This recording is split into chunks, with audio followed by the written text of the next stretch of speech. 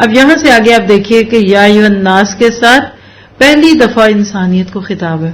اس کا ٹاپک لکھ لیجئے، رب کا پیغام، اس کے بندوں کے نام. اللہ تعالیٰ نے اس قرآن کو کوئی ایسی مبہم چیز نہیں رکھا کہ عام لوگوں کو سمجھ نہ آئے. تو رکوع نمبر 3 ہے انسانیت کے نام، رب کا پیغام. پہلی دفعہ خطاب ہے یا ایھا الناس، اے لوگو اپنے اس رب کی عبادت کرو جس نے تمہیں اور تم سے پہلے کے لوگوں کو پیدا کیا. یہی تمہارا بچاؤ ہے جس نے تمہارے لیے زمین کو فرش اور آسمان کو چھت بنایا اور آسمان سے پانی اتار کر اس سے پھل پیدا کر کے تمہیں روزی دی. خبردار باوجود جاننے کہ اللہ کے شریک مقرر نہ کرو. ہم نے اپنے بندے پر جو کچھ اتارا ہے اس میں اگر تمہیں شک ہو اور تم سچے ہو تو اس جیسی ایک صورت تو بنا لو. تمہیں اختیار ہے کہ اللہ کے سوا اپنے مددگاروں کو بھی بلا لو. اکیلے نہیں کر سکتے تو بس اگر تم نے نہ کیا اور اگر تم ہرگز نہ کر سکتے اور تم ہرگز نہیں کر سکتے تو اسے سچا مان کر اس آگ سے بچو جس کا ایندھن انسان اور پتھر ہے جو کفار کے لیے تیار کی گئی ہے. اور ایمان والوں اور نیک عمل کرنے والوں کو ان جنتوں کی خوشخبریاں دے دو جن کے نیچے نہریں بہہ رہی ہیں جب کبھی وہ پھلوں کا رزق دیے جائیں گے. امیجنیٹ کیجئے اپنے آپ کو وہاں لے. اللہ آپ سب کو بھی جنتوں کے پھل دے. اور ہم شکل لائے جائیں گے تو وہ کہیں گے یہ وہی ہے جو ہم اس سے پہلے دیے گئے تھے. اور ان کے لیے بیویاں ہیں صاف ستھری اور وہ ان جنتوں میں ہمیشہ رہنے والے ہیں. یہ کوئی شارٹ ٹرم پیکج نہیں ہے، یہ 2 ویکس کا پیکج نہیں ہے، یہ لمبا پیکج ہے. یقیناً اللہ تعالیٰ کسی مثال کے بیان کرنے سے نہیں شرماتا، خواہ مچھر کی ہو یا اس سے بھی ہلکی چیز کی ہو. ایمان والے تو اسے اپنے رب کی جانب سے صحیح سمجھتے ہیں اور کفار کہتے ہیں اس مثال سے اللہ کی کیا مراد ہے. اس کے ذریعے بہت ساروں کو گمراہ کرتا ہے. وہ اکثر لوگوں کو راہ راست پر لاتا ہے اور گمراہ تو صرف کون ہوتے ہیں؟ بولیے. گمراہ تو صرف فاسقوں کو کرتا ہے. یعنی ایک چوتھا نام آ گیا گمراہوں کا. فرمایا گمراہ تو صرف فاسقوں کو ہی کرتا ہے. یہاں سے آپ دیکھیے کہ آیت 26 تک جو ہم نے پڑھا، پتہ کیا چلا کہ اللہ تعالیٰ کی بیان کردہ مثالوں سے صحابہ کرام کے ایمان میں اضافہ ہوتا تھا کیونکہ وہ اللہ سے جڑے ہوئے لوگ تھے. ہدایت کے اعتبار سے یہ جو چوتھا گروہ ہے نا، یہ بڑا خطرے میں، ان کو فاسقین کہتے ہیں. منافق اور فاسق کا فرق کیا ہے؟ بہت سارے لوگ پوچھتے ہیں تو میں بھی اکثر کوشش کرتی ہوں بتا دیا کروں. آپ دیکھیے کہ منافق کے دل میں کھوٹ ہوتا ہے، اوپر سے بڑا اچھا بنتا ہے، یعنی وہ سب کو خوش رکھنا چاہتا ہے. دینداروں میں آئے گا تو دینداروں کا روپ بنا لے گا، دنیا داروں میں آئے گا تو دنیا داروں کا روپ بنا لے گا. ٹھیک ہے. فاسق اس سے بھی ایک درجہ بڑھا ہوا ہے، اس کے اندر سے تو شرم ہی ختم ہو جاتی ہے. اس کو تو شرم بھی نہیں آتی گناہ کرتے ہوئے. نیوڈ، فحش، گندا، جسم فروش، غلط کام کرنے والا، نیوڈ فلمیں بنانے والے اور اس طرح کی بےہودگیوں کو عام کرنے والا کہ جس کے بعد ایک انسان تصور بھی نہ کرے، تو یہ وہ معاشرے کا ناسور ہے. کئی دفعہ بندہ سوچتا ہے کہ مچھروں کی بات کیوں آ گئی. یاد رکھیے فاسق کسی بھی معاشرے کے مچھر ہیں، گندگی پھیلاتے ہیں. آج بھی دیکھیے نیٹ میڈیا اور سوشل میڈیا کے عام ہونے سے کیا بچوں کی آنکھیں ناپاک ہو گئی، گندگی عام ہو گئی. اللہ سبحانہ تعالیٰ نے صحابہ کرام کی مثالیں دے کر آپ کو مجھے کیا بتا دیا کہ صحابہ کا اللہ تعالیٰ کی حکمت میں جو پوشیدہ چیز تھی نا، خیر اور بھلائی، اس پہ یقین تھا. اور اللہ تعالیٰ کا جو علم تھا ان کی نظروں میں حق تھا. وہ قرآن کی کوئی آیت سن کے بحث نہیں کرتے تھے، یہ کیوں، ویسے کیوں، ویسے کیوں نہیں. اسی لیے بھی رضی اللہ عنہ ورضوا عنہ. اگر آپ اس رکوع کی روشنی میں دیکھیے تو اہل ایمان اور فاسق میں ایک بڑا فرق ہے. آپ اپنے نوٹس کے اندر ایک لائن بھی لگا سکتے ہیں. فرق کیا ہے؟ اہل ایمان حق کی دعوت کو فوراً قبول کرتے ہیں. اس کے برعکس فاسقین حق کے معاملے میں غیر سنجیدہ ہوتے ہیں. پہلے والے نافع علم کے متلاشی ہوتے ہیں، ان کا دل کرتا ہے ہمیں نفع والا علم ملے، جبکہ فاسقین علم اور عمل سے عاری ہوتے ہیں. ان کو نفع والا علم نہیں چاہیے، ان کو بیکاریات کا عمل چاہیے. مومنین جو ہوتے ہیں وہ نیکیوں کے حریص ہوتے ہیں، جبکہ فاسقین اللہ کی اطاعت سے نکلتا ہے. تو انجام کس کا اچھا ہے، کس کا برا؟ صحابہ کے لیے کہیے رضی اللہ عنہ ورضوا عنہ. اللہ آپ کو مجھے بھی انہی لوگوں میں کر دے. فرمایا جو لوگ اللہ تعالیٰ کے مضبوط عہد کو توڑ دیتے ہیں اور اللہ تعالیٰ نے جن چیزوں کے جوڑنے کا حکم دیا ہے انہیں کاٹتے ہیں اور زمین میں فساد پھیلاتے ہیں، یہی لوگ نقصان اٹھانے والے ہیں۔ اور تم اللہ کے ساتھ کیسے کفر کرتے ہو؟ فَكَيْفَ تَكْفُرُونَ بِاللَّهِ، تم اللہ کے ساتھ کیسے کفر کرتے ہو حالانکہ تم مردہ تھے، اس نے تمہیں زندہ کیا، پھر تمہیں مار ڈالے گا، پھر زندہ کرے گا، پھر اسی کی طرف لوٹائے جاؤ گے۔ وہ اللہ جس نے تمہارے لیے زمین کی تمام چیزوں کو پیدا کیا، پھر آسمان کی طرف قصد کیا اور ان کو ٹھیک ٹھاک 7 آسمان بنایا، وہ ہر چیز کو جانتا ہے۔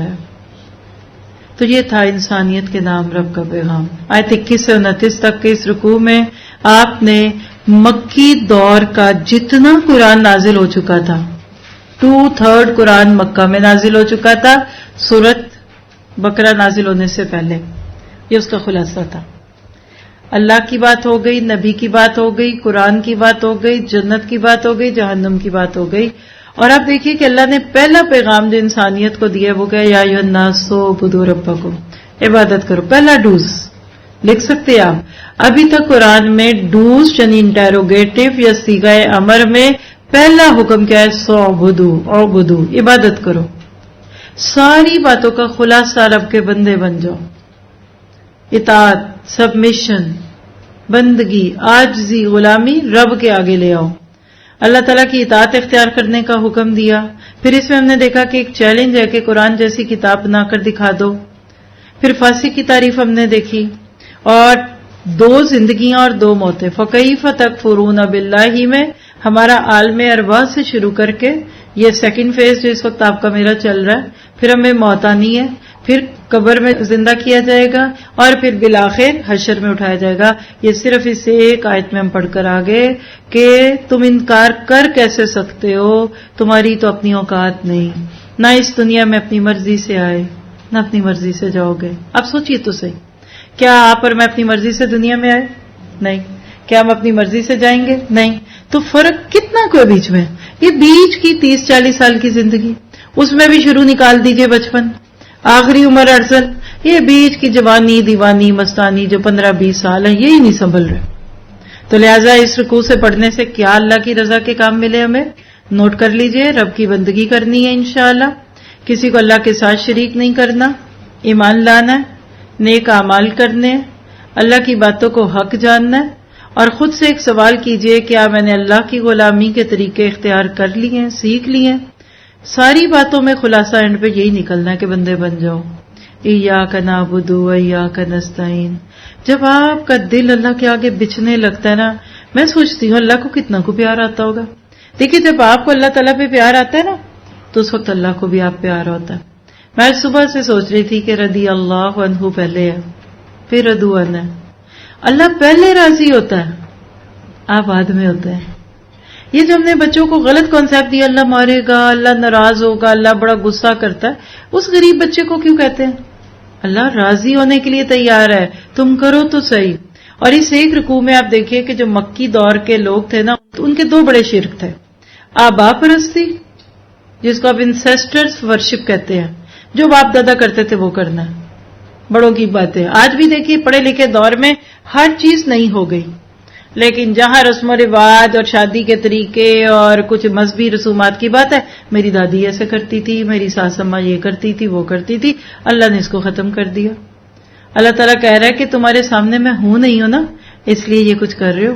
جس دن کل میں تمہارے سامنے آ جاؤں گا، تم دیکھو گے کہ تم اپنی جگہ پہ ٹک نہیں سکو گے۔ تو لہٰذا اس سارے کو پڑھ کر میں نے اپنے دل میں کیا دعا کرنی ہے کہ اللہ مجھے ایسا بنا لے جس سے تو پسند کرے، مجھے اپنی بندگی کے رنگ میں رنگ دے۔ اللہ میرے سر سے پاؤں تک اپنی محبت کا رنگ ڈال دے۔ اللہ مجھے وعدے نبھانے والا بنا دے، مجھے فسق سے بچا دے، اور اللہ تم مجھے اپنے جینے اور مرنے کا مقصد عطا کر دے، اور میں صحابہ کرام کی طرح حق سن کر مان جاؤں اور اس کو قبول کر لوں، ورنہ تو یاد رکھیے باتیں ہی باتیں ہیں۔ اب ترتیب کے اعتبار سے اگر آپ انجوائے کر رہے ہیں تو سورۃ فاتحہ میں آپ نے دعا کی تھی اہدنا الصراط المستقیم۔ خلاصہ کرا دیتی ہوں، سورۃ بقرہ میں اللہ نے کہا ذالک الکتاب لا ریب فیہ ھدی للمتقین۔ چلو ہدایت چاہیے تو تمہیں سیریس ہونا پڑے گا۔ پھر پہلی 5 آیات میں متقین، 6 اور 7 آیت میں کفار، اور آیت نمبر 8 سے 20 تک منافقین، اور اب آخری جو رکوع پڑھا ہے اس میں فاسقین، یعنی ابھی تک ہم ہدایت کے اعتبار سے 4 گروہوں کا تذکرہ پڑھ چکے. اب نیکسٹ پارٹ کیا ہے؟ انسان دنیا میں کیوں بھیجا گیا؟ ہر ایک کا دل چاہتا ہے کہ ماضی کی باتیں پتہ چلیں. بچے بھی آپ سے پوچھتے ہیں کیا کرنا ہے کیا. تو آئیے ذرا رکوع نمبر 4 کو سنتے ہیں. خلافت کی ذمہ داریوں کو کیسے ادا کرنا ہے اس رکوع کی روشنی میں. آیت نمبر 30 سے شروع ہے.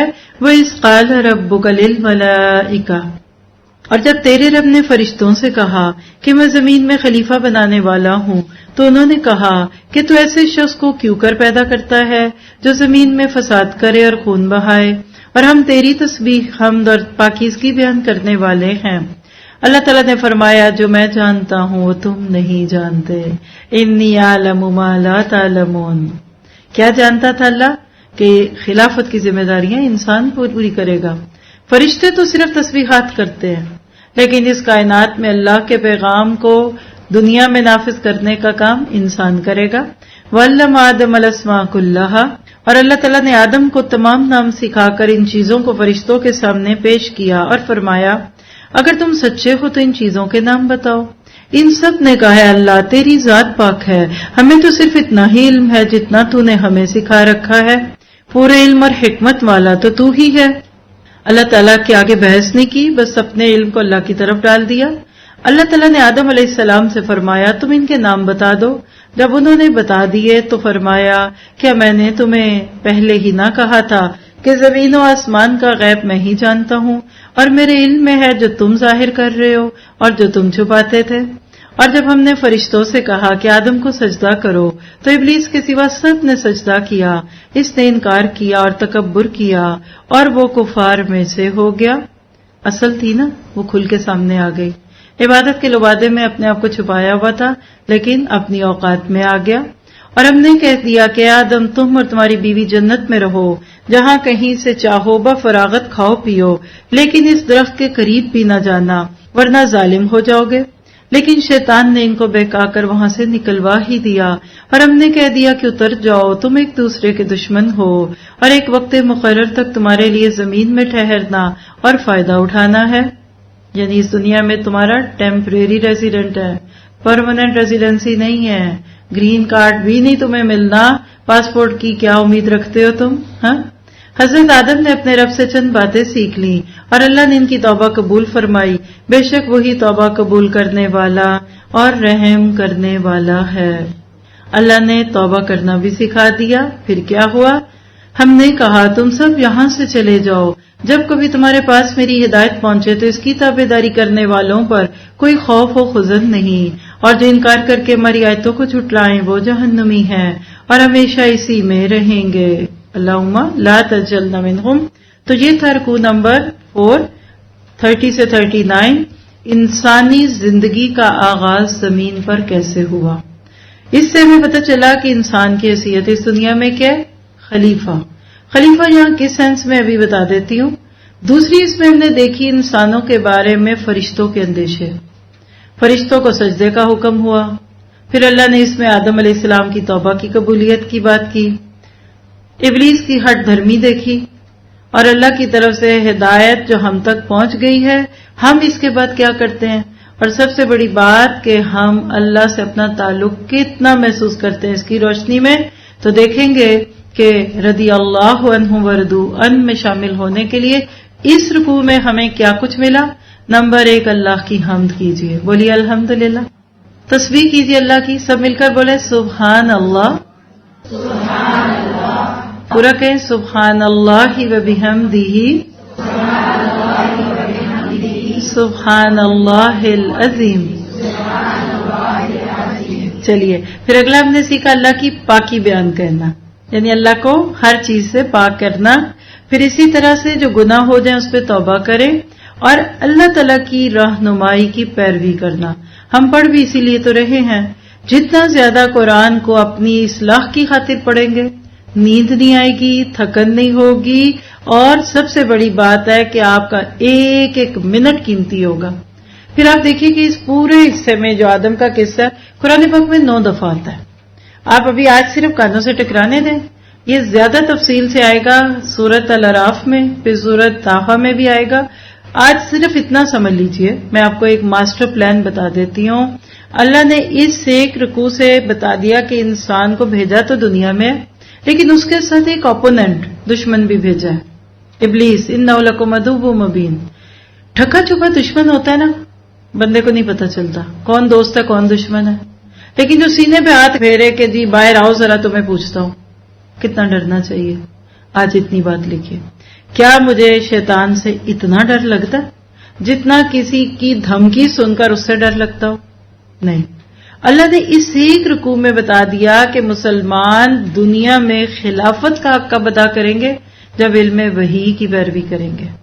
ہمارے بچے دنیا کی تعلیم بھی لیں گے اور دین بھی سیکھیں گے تو کامیاب ہوں گے. یہ بھی میسج ہے اس کا. ایک آنکھ دنیا کا علم، ایک آنکھ دین کا علم، دونوں سے ٹھیک دکھے گا. آج ہمارے جھکاؤ ہے، دین والے صرف دین پہ ہیں، دنیا والے صرف دنیا پہ، اور دونوں ایک دوسرے کو برا بھلا کہتے ہیں. اللہ نے اس رکوع میں آپ کو مجھے ایک چیز بتا دی ہے کہ دنیا میں خیر والے لوگ تھوڑے ہوں گے، شر پھیلانے والے زیادہ ہوں گے، لیکن اللہ کی سنت ہے کہ فصل کے دانوں کی طرح جو قیمتی لوگ ہیں نا، ان کی خاطر بھوس کو، لکڑی کو بھی برداشت کرنا پڑے گا. آپ دیکھیے فصل میں دانا بہت تھوڑا ہوتا ہے، بھوسا کتنا زیادہ ہوتا ہے، تو دانے کم ہونے کے باوجود اتنے قیمتی ہوتے ہیں کہ ان کی خاطر لکڑی اور بھوس کے ڈھیر کو بھی اللہ اگنے اور پھلنے کا موقع دیتا ہے. اسی طرح دنیا میں خیر والے لوگ بہت تھوڑے ہیں. حدیث میں ہر 100 لوگوں میں سے ایک کام کا ہے. جیسے اونٹوں میں سے ہر 100 اونٹوں میں سے ایک اونٹ کام کا ہوتا ہے، انسانوں میں 100 میں سے ایک ٹھیک ہے، باقی خراب ہے. لیکن اللہ نے وہ خراب کو بھی ادھر رکھ دیا، کیونکہ جو ٹھیک ہے وہی اصل میں کریم آف دی سوسائٹی ہیں، اور صحابہ ان میں سے تھے. لکھیے نبی صلی اللہ علیہ وسلم کے سامنے جتنی بھی دفعہ دشمن آئے وہ زیادہ تھے. صحابہ کرام کی تعداد ہمیشہ کم تھی، لیکن فتح ہمیشہ ان کو ملی. آج ہم مسلمان 2 بلین کے قریب ہیں. آپ کی میری یہ نمبرنگ ہیڈ کاؤنٹ ہمیں نہیں بچائے گا. آج کل مردم شماری ہو رہی ہے کچھ گھروں میں، آپ کو بھی پتہ چلا ہوگا، بندہ بندہ گن کے جا رہے ہیں. مسلمان گنا نہیں تو اللہ جاتا ہے. مسلمان کا وزن ہوتا ہے، ویٹ ہوتا ہے. قیامت کافر کا وزن کتنا ہوگا؟ سورۃ کاف میں جمعے کو کیا پڑھتے ہیں؟ فلا نقیم لہم یوم القیامت وزنا. ایک موٹا تازہ شخص لایا جائے گا، مچھر کے پر کے برابر وزن نہیں ہوگا. اور اس کے برعکس ایک سچا اللہ والا بندہ اتنا اللہ کو پیارا ہوتا ہے کہ لوگ اس کا دل دکھائیں، اللہ تعالیٰ اس کا بدلہ لے لیتا ہے. وہ غلط بات بھی کہہ دے گا تو اللہ اس کی بات کو سچا کر دے گا. تو لہٰذا لوگوں کو اللہ سے قریب کرنا یہ ہے اسلام، اور لوگوں کو اللہ سے کاٹنا اور دنیا میں کھو جانا یہ گمراہی ہے. اور آخری بات جو واقعے کے بالکل اینڈ سے ہمیں پتہ چلتی ہے کہ ہر انسان کے سامنے ایک جھگڑا کھڑا ہوتا ہے. دیکھیے فرشتے اور ابلیس کے بیچ میں آدم کو رکھا، سجدہ کرو. فرشتوں نے کچھ نہیں سوچا پوچھا، اللہ نے کہا ہے تو کر دیتے ہیں. ابلیس اکڑ گیا. آج کچھ لوگ دنیا میں ایسے ہی ہیں، اللہ کے حکم کو نہیں مانتے، ہاں اللہ کے آگے سجدے بہت سے کرتے ہیں، اور شجر ممنوعہ بھی ہے. جنت میں ایک درخت سے روک دیا گیا، کون سا تھا؟ آپ کو مجھے کیا لگے؟ جنت میں جو آدم علیہ السلام کے لیے شجر ممنوعہ تھا نا، پروہیبٹڈ ٹری، آج دنیا کا وہ حرام ہے. بس 4 ہیں ٹوٹل. اب جب جنت میں جائیں گے کوئی بھی نہیں ہوگا، کھلا کھائیے گا. رغدن کلوا واشربوا ہنیئا بما اسلفتم فی الایام الخالیہ. یہ آج امتحان ہے. وہاں بھی تھا، ابلیس نے ساری جنت چھڑا کر بس اس چیز کے پیچھے ڈال دیا. تو یہاں پہ اب ہم انسان کی تاریخ پڑھ چکے. اب اگلی آیتیں یہاں سے لے کے 10 رکوع، یعنی آپ ابھی آیت نمبر 40 سے جو ٹاپک شروع ہوگا نا، آپ اس سے لے کر اگلے 10 رکوع اکٹھے ایک ہی ٹاپک لکھ لیں، ماضی کے مسلمان، مسلمز آف دی پاسٹ. سورۃ بقرہ کو اگر آپ ایسے کاٹے نا تو 2 حصے ہیں اس کے، پہلا پارہ اور دوسرا پارہ. پہلے پارے میں ماضی کے مسلمان یعنی یہود کا تذکرہ. ہم نے سورۃ بقرہ میں ایک دعا کی تھی کہ اہدنا الصراط المستقیم صراط الذین انعمت علیہم غیر المغضوب علیہم. اللہ نے اس کے بدلے میں سورۃ بقرہ میں پچھلی قوموں میں سے ایک قوم جو اپنے برے اعمال کی وجہ سے غضب کا شکار ہوئی، اور اگلی سورت جب آل عمران پڑھیں گے تو اس میں ضالین کا قصہ بیان کیا. تو آپ لوگ اس کو پڑھیں. بہت سارے لوگ اریٹیٹ ہوتے ہیں، اپنے لیے قرآن پڑھنے بیٹھے تھے اور اس میں بنی اسرائیل کے قصے کیوں ہے ابھی تھوڑا سا پڑھنے کے بعد آپ کو بتاؤں گی. رکوع نمبر 5 کا مین پوائنٹ لکھ لیجئے، حق دوسروں تک پہنچانا ہے اور خود کو بھی حق سے محروم نہیں رکھنا. 3 دفعہ آپ کو یہ میسج ملے گا، یا بنی اسرائیل اذکروا نعمتی التی انعمت علیکم، اے بنی اسرائیل میری اس نعمت کو یاد کرو جو میں نے تم پر انعام کی، اور میرے اس عہد کو پورا کرو، میں تمہارے عہد کو پورا کروں گا اور مجھ ہی سے ڈرو، اور اس کتاب پر ایمان لاؤ جو میں نے تمہاری کتابوں کی تصدیق میں نازل فرمائی ہے، اور اس کے ساتھ تم ہی پہلے کافر نہ بنو، اور میری آیتوں کو تھوڑی تھوڑی قیمت پر فروخت نہ کرو، اور صرف مجھ ہی سے ڈرو، اور حق کو باطل کے ساتھ خلط ملط نہ کرو، اور نہ حق کو چھپاؤ، تمہیں تو خود اس کا علم ہے، اور نمازوں کو قائم کرو اور زکوٰۃ دو اور رکوع کرنے والوں کے ساتھ رکوع کرو. کیا تم لوگوں کو بھلائیوں کا حکم دیتے ہو اور خود اپنے آپ کو بھول جاتے ہو؟ باوجود کہ تم کتاب پڑھتے ہو تم میں اتنی بھی سمجھ نہیں ہے؟ یعنی دوسروں کو کہتے اور خود نہیں مانتے. وَاسْتَعِینُوا بِالصَّبْرِ وَالصَّلَاةِ، اور صبر اور نماز کے ساتھ مدد طلب کرو. یہ چیز بڑی بوجھل یعنی شاق ہے مگر ڈر رکھنے والوں پر، جو جانتے ہیں کہ بے شک وہ اپنے رب سے ملاقات کرنے والے اور یقیناً اسی کی طرف لوٹ کر جانے والے ہیں. یہ ہے جی آیت 40 سے 46. یا بنی اسرائیل کہہ کر ماضی کے مسلمانوں کو خطاب کیا گیا، نعمت اور عہد کی یاد دہانی کروائی گئی، اور اللہ کی رضا پانے والے کام کرنے کی دعوت دی گئی. بنی اسرائیل جن کو آج ہم یہود بھی کہتے ہیں، قرآن نے ان کو اہل کتاب بھی کہا ہے، چنے ہوئے لوگ تھے. Really they were chosen people. ان کو تو مان ہے، بات بھی سچ ہے. اللہ نے اپنے بہت سارے پیغمبر ان کی طرف بھیجے، اور کسی گروہ پر اللہ کا یہ بہت بڑا انعام ہوتا ہے کہ اللہ کسی اپنے پیغمبر کو ان کے پاس بھیج دے اور وہ ان کو اچھی باتیں بتائے. جیسے آج بھی اللہ کسی کے پاس اپنے دین والے کو بھیج دے کہ لوگوں کو دین کی بات بتائے، یہ اس گروہ پر بہت بڑا اللہ کا انعام ہوتا ہے. نبی صلی اللہ علیہ وسلم کی آمد سے پہلے یہود کو اللہ نے انبیاء کرام کے لیے چنا تھا، لیکن وقت گزرنے کے ساتھ ان کا دین تقلیدی دین بن گیا، رسمی دین تھا. وہ کہتے نہ رہ گئی رسم ازاں روح ولالی نہ رہی، فخر کرنے لگ گئے.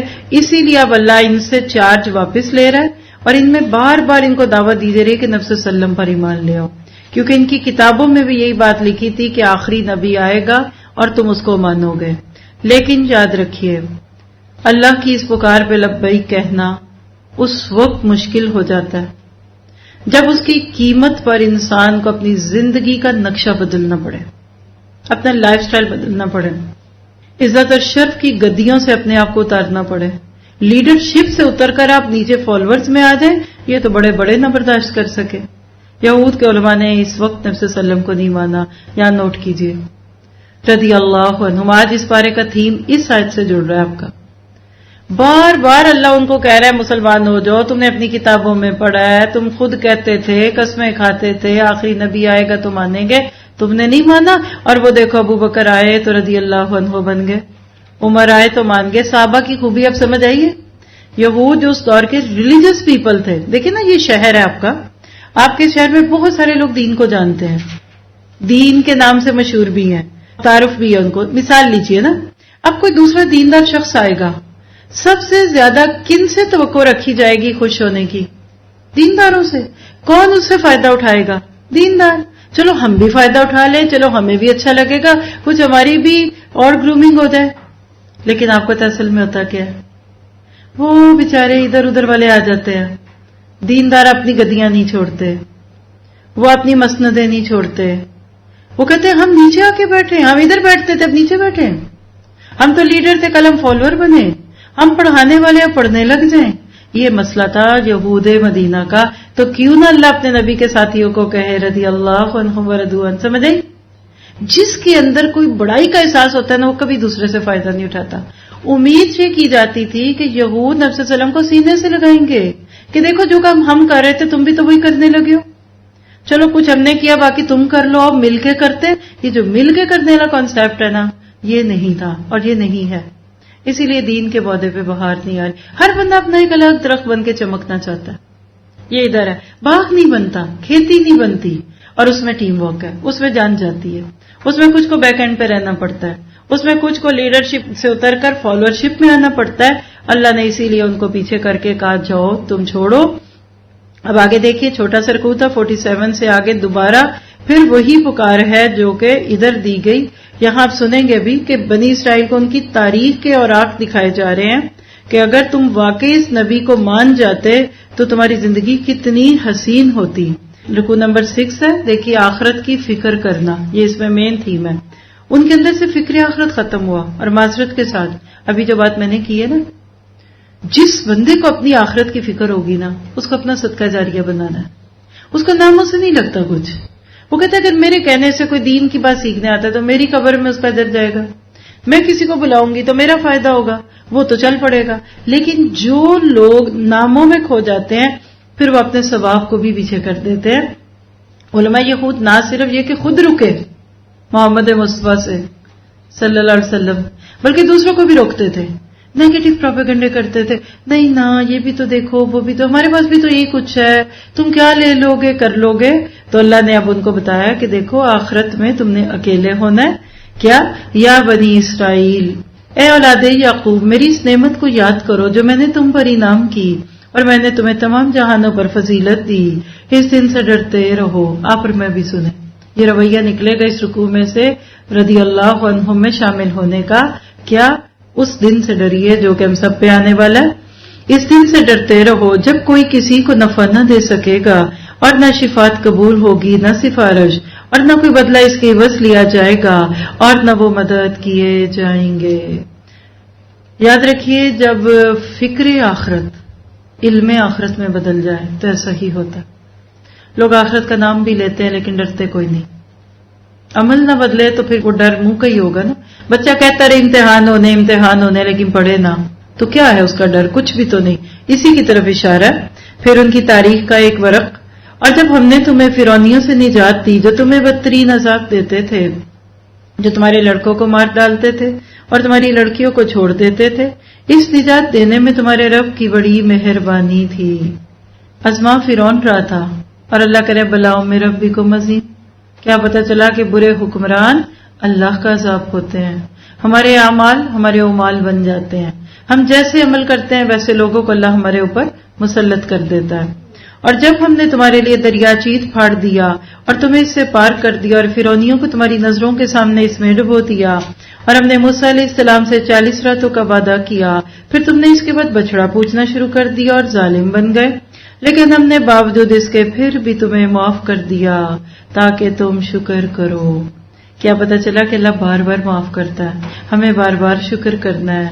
اور ہم نے پھر حضرت موسیٰ علیہ السلام کو تمہاری ہدایت کے لیے کتاب اور معجزے عطا فرما دیے. جب حضرت موسیٰ نے اپنی قوم سے کہا، میری قوم، بچڑے کو معبود بنا کر تم نے اپنی جانوں پر ظلم کیا ہے، بس اب تم اپنے پیدا کرنے والے کی طرف رجوع کرو، اپنے آپ کو آپس میں قتل کرو، تمہاری بہتری اللہ کے نزدیک اسی میں ہے. تو اس نے تمہاری توبہ قبول کی اور وہ توبہ قبول کرنے والا اور رحم و کرم کرنے والا ہے.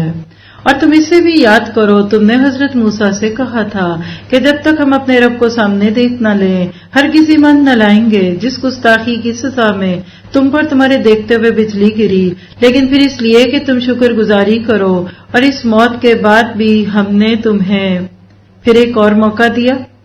کیسے دیا؟ اب دیکھیے کہ اللہ اس قوم کے ساتھ کیا کرتا ہے. پھر اس موت کے بعد بھی ہم نے تمہیں زندہ کر دیا. کتنی ہرس دکھ رہی ہے اللہ تعالیٰ کی طرف سے ان کو ہدایت دینے کی. اور کیا یہ سارے بنی اسرائیل پہ جو 40 سال کے اندر مختلف معجزات اور انعامات تھے اس کا تذکرہ. اور ہم نے تم پر بادل کا سایہ کیا اور تم پر من و سلوہ اتارا اور کہہ دیا کہ ہماری دی ہوئی پاکیزہ چیزیں کھاؤ، اور انہوں نے ہم پر ظلم نہیں کیا. البتہ وہ خود اپنی جانوں پر ظلم کرتے تھے. آج بھی جو بندہ گناہ کرتا ہے، جو زیادتی کرتا ہے، اللہ کا کچھ نہیں بگاڑتا، نقصان اپنا ہوگا. اور ہم نے تم سے کہا کہ اس بستی میں جاؤ اور جو کچھ جہاں کہیں سے چاہو بفراغت کھاؤ پیو، اور دروازے میں سجدے کرتے ہوئے گزرو، اور زبان سے حتتن کہو، ہم تمہاری خطائیں معاف کر دیں گے اور نیکی کرنے والوں کو اور زیادہ دیں گے. اللہ میں نیکیاں کرنے والا بنا دے. پھر ان ظالموں نے اس بات کو جو ان سے کہی گئی تھی بدل ڈالی. ہم نے بھی ان ظالموں پر ان کے فسق اور نافرمانی کی وجہ سے آسمانی عذاب نازل کیا. تو کیا پتہ چلا؟ آپ دیکھیں کہ اس رکوع میں ہمیں آیت 47 سے 59 میں جو باتیں پتہ چلی، نمبر 1 قیامت کا دن.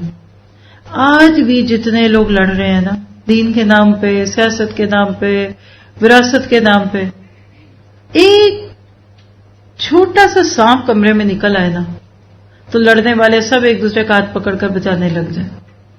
آج دین کے جھگڑے کیوں ہیں؟ فکر آخرت نہیں ہے، قبر کے سام پچھو یاد نہیں ہے، باقی چیزیں اسی پہ قیاس کیجئے. آپ کا میرا کام کیا ہے؟ قیامت کو اس کی ریئلٹی کے ساتھ محسوس کیجئے. آج کل دن بدن خوشو کم ہو رہا ہے ہمارا، کیونکہ ہم قیامت سے نہیں ڈرتے. پھر انعامات بھی اللہ نے بتا دیے، اور انعامات پر جو بنی اسرائیل کا رویہ ہوا وہ بھی بتا دیا. نہ شکراپن اور اللہ کی رضا کے کام کیا ہمیں اس میں پتہ چلے کہ جب اللہ تعالیٰ کوئی نعمت دے تو نہ شکری نہ کیجیے. آپ کو بھی مجھے اللہ نے بہت کچھ دیا.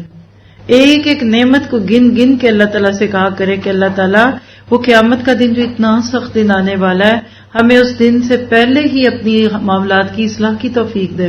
آج دنیا میں کسی کو نہیں پتہ چلے گا میں کون ہوں، آپ کون ہیں، آپ کی نیت کیا، میری کیا. لیکن قیامت کے دن بڑے بڑے پروجیکٹرز پہ سب کو دکھایا جائے گا. خود سے پوچھئے کیا مجھے واقعی آخرت کا غم ہے، فکر آخرت ہے؟ کل میرے ساتھ کیا ہوگا، کل میں کس جگہ آزمائی جاؤں گی؟ ان ساری سوال جوابوں کے بیچ میں اپنا محاسبہ کرنا کبھی نہ بھولیں. پڑھنے کے دوران، سننے کے دوران ہم محاسبہ اگر چھوڑ دیں گے نا تو صرف ریڈنگ ہے.